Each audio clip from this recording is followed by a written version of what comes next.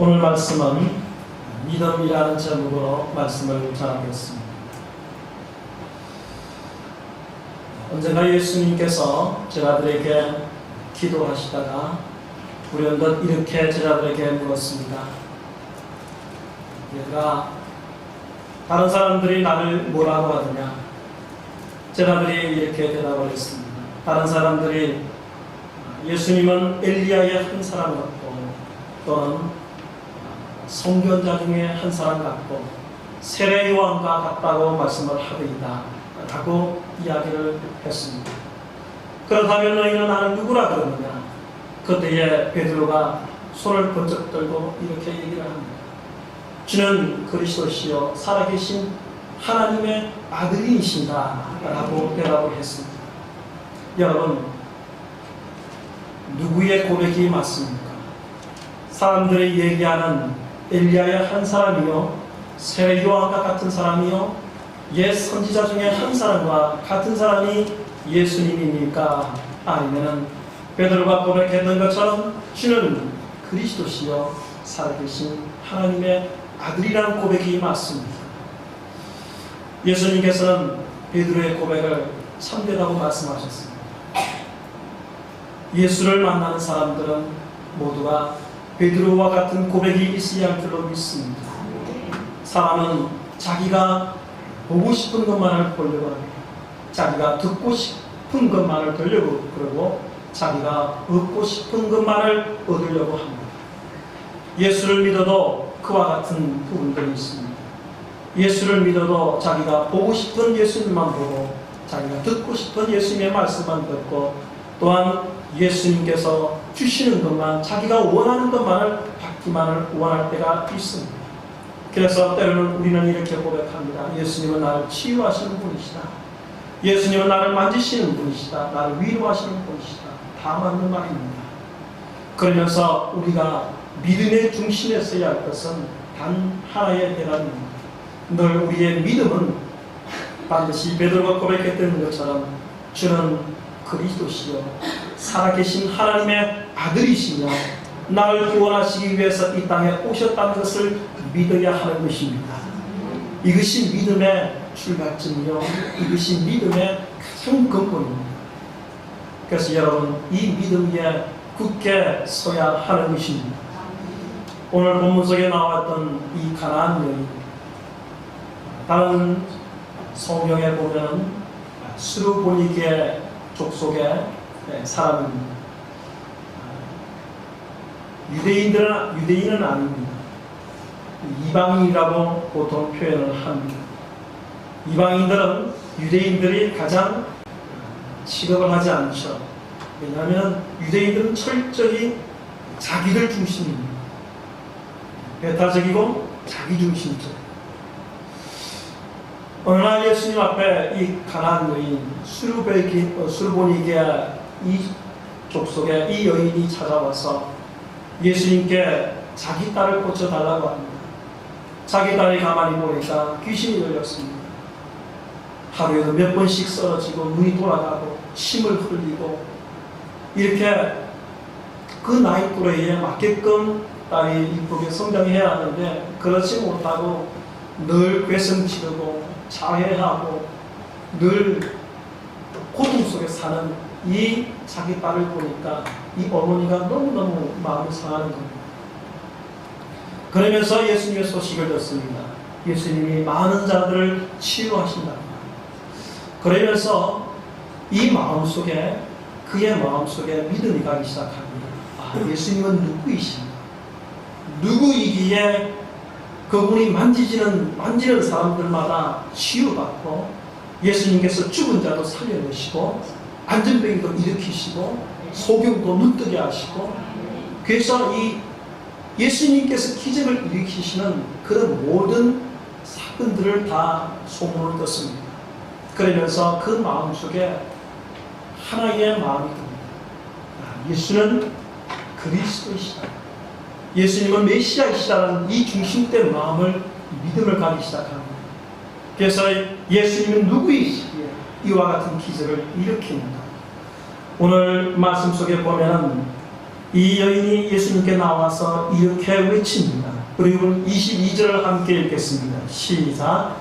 가난한 여자 하나가 그 지경에서 나와서 소리질러 이르되 주 다윗의 자손이여 나를 불쌍히 여기소서 내 딸이 흉악하게 귀신 들렸나이다 하니, 여기서 주 다윗의 자손이여라고 외치고 있습니다.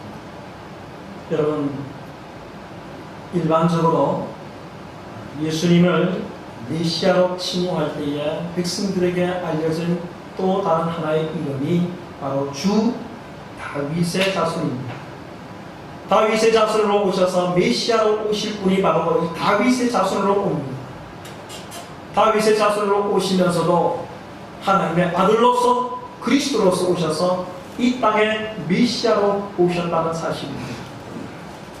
메시아로 오신 예수님께서 우리를 구원하시기 위해서, 또한 이 수르보니게아 이 여인을 구원하시기 위해서, 나를 구원하시기 위해서 이 땅에 오셨다는 것을 고백하고 있다는 사실입니다.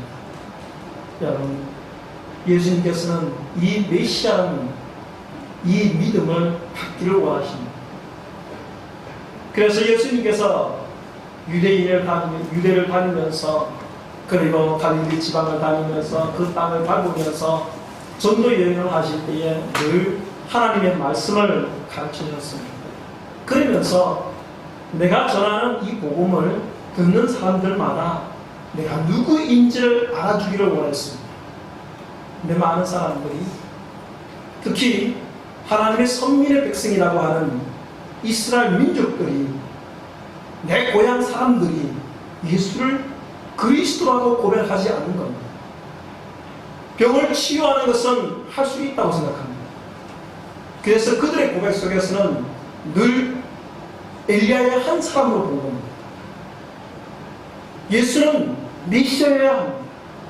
예수는 그리스도여야 합니다.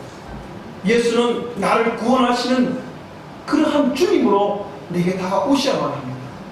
그런데 많은 이스라엘 사람들은 그는 엘리야의 한 사람으로서 능력 있는 엘리야도 기도할 때에 3년 기간 속에 비가 오지 않았습니다.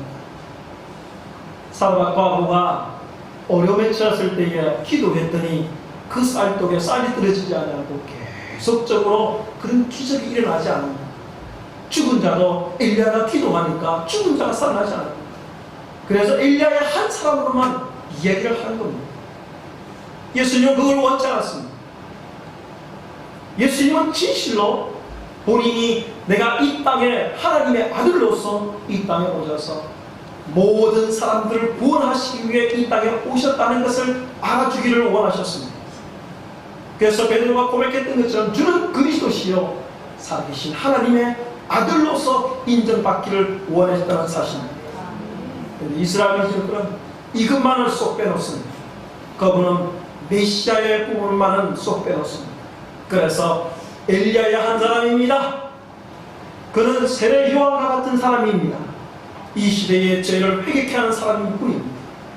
그리고 옛 선지자의 한 사람처럼 그는 심오한 능력을 부여받은 선지자의 한 사람입니다. 여러분, 아무리 이 고백이 옳다 할지라도 그것은 잘못된 겁니다. 예수는 하나님의 아들로서 이 땅에 오시고 나를 구원하시기 위해 이 땅에 오신 메시아인 것입니다. 그래서 우리의 고백 속에는 우리가 주는 그리스도시요 살아계신 하나님의 아들입니다. 그리고 나를 구원하시기 위해 이 땅에 오신 주님이십니다. 한 고백이 있어야 하는 겁니다. 여러분, 우리는 많은 기도를 합니다.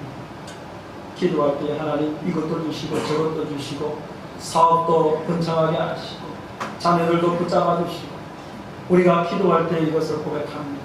하나님께서는 나의 고백권을 주시고 나의 힘이시고 능력이시고, 여러분, 이 믿음 다 좋습니다.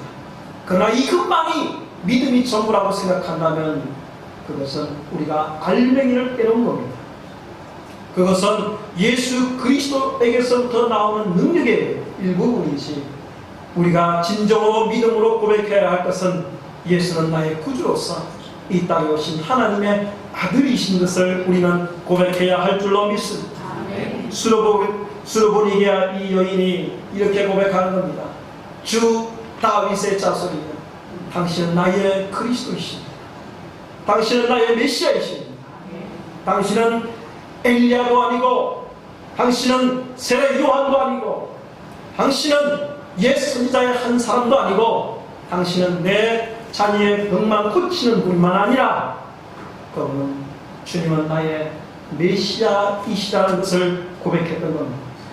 이 대답이요, 이 외침이 예수님께 얼마나 충격을 주었는지,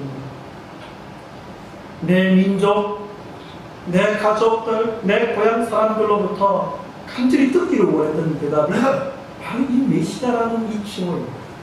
내가 너희를 구원하기 위해서 하나님의 아들로서 이 땅에 왔다는 것을 알아주기를 원했던 겁니다.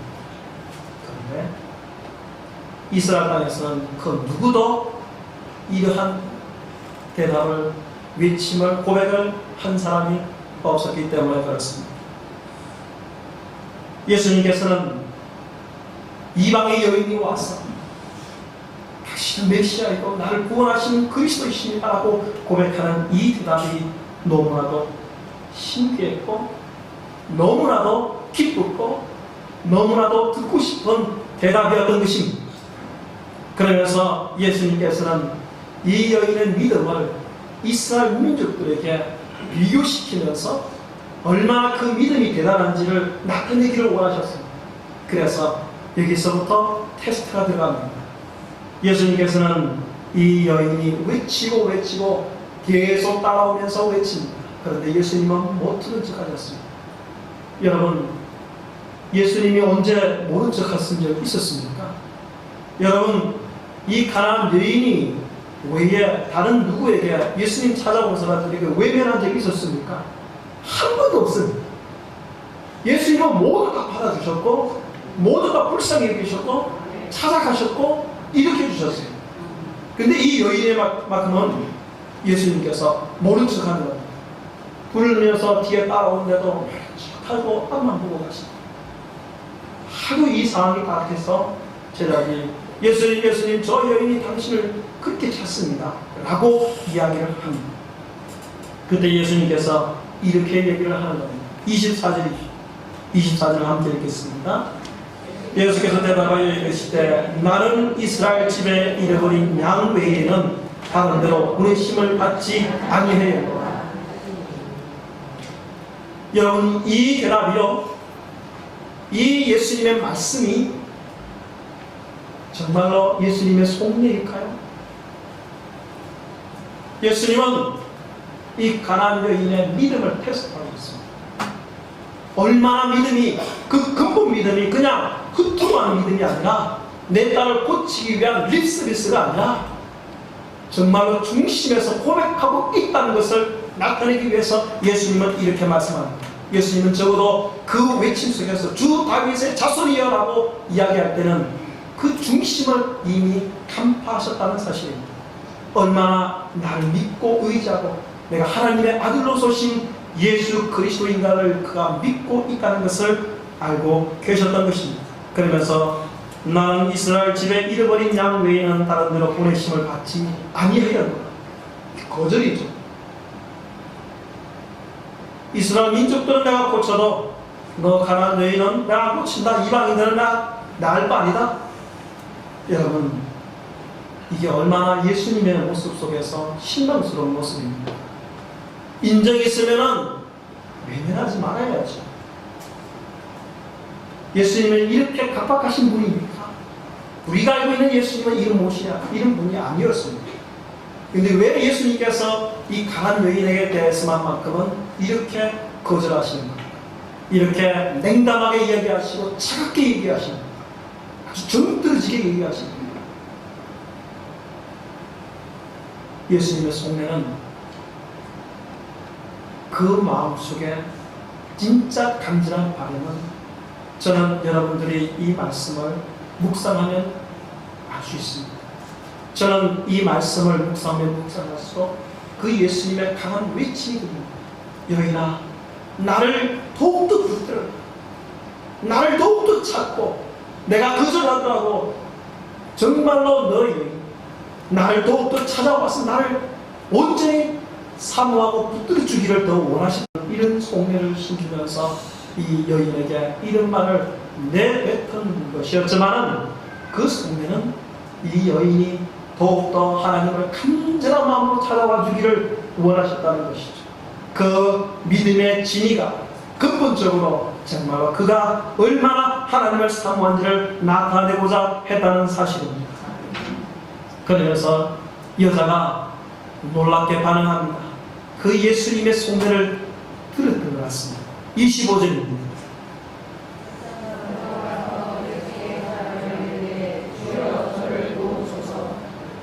예수님께서 이 말을 하셨을 때에 여자가 오히려 주님께 와서 주님, 저를 도와주시옵소서. 이게 믿음 있는 자가 취해야 할 행동입니다. 여러분, 우리는 예수님 앞에 나와서 주님, 나를 도와주옵소서.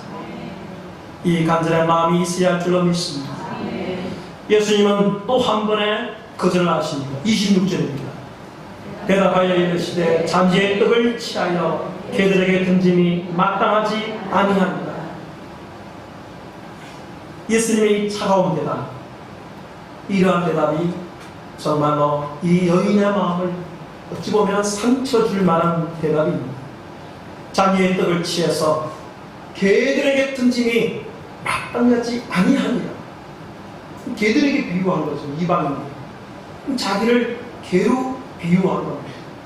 이 얼마나 치욕적인 말입니까? 그러나 여인은 이렇게 대답합니다. 27절입니다.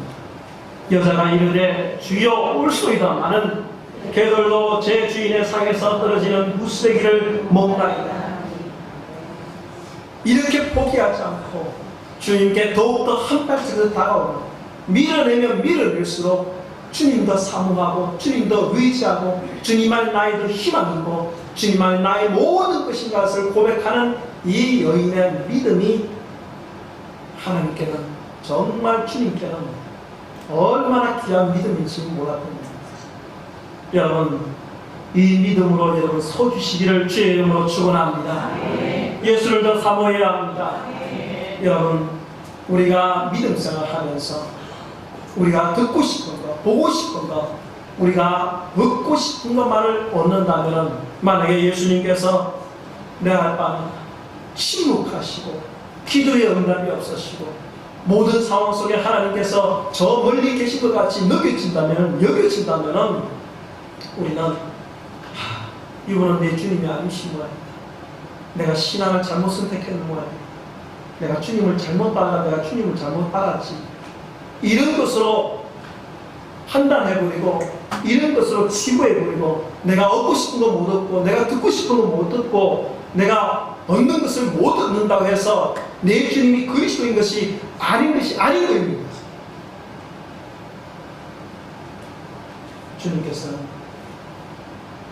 이 말씀 가운데 이 가난한 여인이 그렇게 거절하고 믿음으로 더 한 발짝 다가오고 더 예수님을 믿고 그 떨어지는 부스러기라도 먹기를 원합니다.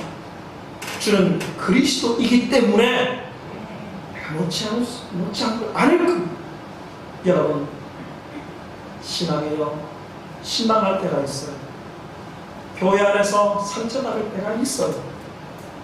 여러분, 그리스도가 그렇다고 해서 우리 신앙 안에서 멀어져서는 안 되는 겁니다. 더욱더 하나님을 사모해야 할 줄로 믿습니다. 예수님께서는 이 여인의 이러한 믿음을 보시고 이렇게 얘기하십니다. 28절입니다. 이에 예수께서 대답하여 이르시되 여자여 내 믿음이 크도다. 내 소원대로 되리라.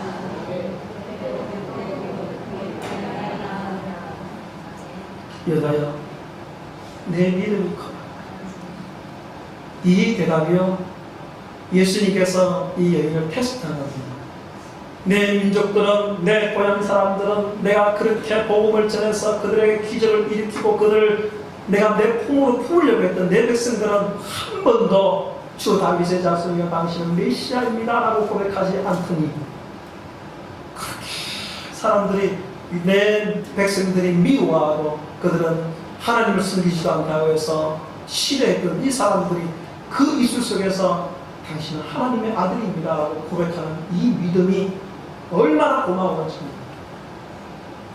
이 믿음이 대단한 믿음입니다. 그래서 유대인에게 이 복음을, 마태복음은 유대인들을 향해서 복음을 전하는 겁니다. 그러면서 유대인들이 읽으면서 이 가난한 여인의 이와 같은 믿음을 통해서 예수님 오히려 칭찬하셨다는 것을 그들은 읽게끔 만드는 겁니다. 그러면서 내 믿음이 크다, 이렇게 너를 두 번이나 내가 믿어냈어, 너희가 오히려 나를 더 사랑하고 나에게 더욱더 메시아인 것을 알고 다가와주는 이 여인을 칭찬하셨다는 것입니다. 그러면서 여자에게 내 믿음이 크다, 내 소원대로 되리라. 여러분, 믿음은요, 진짜 믿음은, 참된 믿음은 여러분 기도에 응답하는 것 얻는다고 해서 그것이 참된 믿음이라고 그것만 여기서는 안 되는 겁니다. 예수는 나의 구주이시고 나의 영원한 주이시고 내 생명까지 드렸어도 내가 주님을 사모하고 내 생명이 끊어질 때까지 믿음 지켜야 하는 주님이십니다. 그 주님을 사모할 때 그분에게서 나오는 은혜와 능력과 복과 근원이 그 속에서 나오는 것입니다. 그 다음에 내 믿음이 크다, 내 소원대로 되리라는 말씀이 나와야 하는 겁니다. 이것이 참된 믿음의 출발점입니다. 저는 오늘 이 말씀을 전하면서 우리 믿음의 성도들이 언제 어디서든 항상 기도할 때 주는 나의 주이시고 주는 살아계신 하나님의 아들이시고 이 땅에 오셔서 나를 구원하신 분이십니다 하는 것을 늘 고백하기를 원합니다. 그러한 주님께서 나의 모든 사항을 들으시고 내 이 상황을 주님께서 회복시켜 주시고 은혜 주옵소서. 주는 그리스도이시기 때문에 나를 세워주실 줄로 믿습니다. 이런 고백으로 나가야 될 줄로 믿습니다. 믿음은 예수는 하나님의 아들이요 그리스도이시며 나를 구원하시는 메시아인 것을 믿는 믿음에서 시작되어야 할 줄로 믿습니다. 그러나 믿음 위에서 굳게 서시는 여러분 모두 되시기를 주의 이름으로 축원합니다. 다음